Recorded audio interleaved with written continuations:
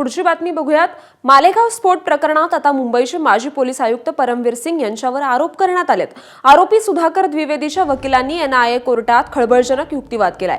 सरसंघचालक मोहन भागवत यांना मुंबईत आणण्याचे आदेश परमवीर सिंग यांनी तत्कालीन एटीएस अधिकारी मेहबूब मुजावर यांना दिले। मात्र या केवळ तोंडी आदेशांचं पालन न केल्यानं मुजावर यांचा बळी देत त्यांना सोलापुरातल्या एका खोट्या प्रकरणात गोवण्यात आलं असं द्विवेदीच्या वकिलांनी कोर्टात म्हटलंय।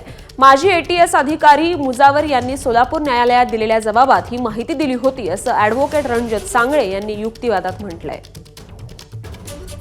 या संदर्भात अधिकचे अपडेट्स देत आहेत आपले प्रतिनिधी अमेय राणे। अमेय, या संदर्भात आता परमवीर यांचं सुद्धा कनेक्शन मालेगाव ब्लास्ट 2008च्या खटल्यात समोर आलंय, कारण की त्यावेळी एटीएस जो तपास करत होतं त्यावर अनेक सवाल उपस्थित केले गेले। एटीएसची भूमिका, त्यांचा या तपासामागचं उद्दिष्ट हे आता जे बचाव पक्षाचे म्हणजे आरोपीचे वकील आहेत सगळे ते खोडून काढण्याचा प्रयत्न करत आहेत। आणि त्याच्यातच कालच्या सुनावणीत माजी मुंबई पोलीस आयुक्त आणि वादग्रस्त व्यक्तिमत्व असलेल्या परमवीर यांचं सुद्धा कनेक्शन आले। परमवीर सुद्धा त्यावेळी या तपासाचा एक भाग होते आणि त्यांनी आपल्या एका सहकार्याला एक नागपूरला जाऊन सध्याचे सरसंघचालक मोहन भागवत यांना असंच कुठल्याही तक्रारी विना कुठल्याही वॉरंट विना उचलून मुंबईला चौकशीसाठी घेऊन येण्याचे आदेश दिले होते।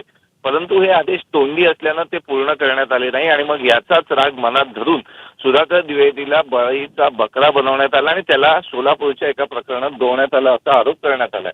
त्यामुळे या प्रकरणी नेमका काय तपास यंत्रणेचा उद्दिष्ट होतं आणि फक्त खोटा हिंदू दहशतवाद का त्यांना पसरवायचा होता किंवा हाच त्या कथित हल्ल्यामागचा हेतू आणि उद्देश होता हे त्यांना दाखवायचं होतं।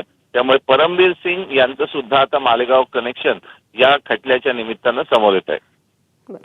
धन्यवाद अमेय, आपण दिलेल्या सविस्तर माहितीसाठी। एबीपी माझा, उघडा डोळे बघा नीट।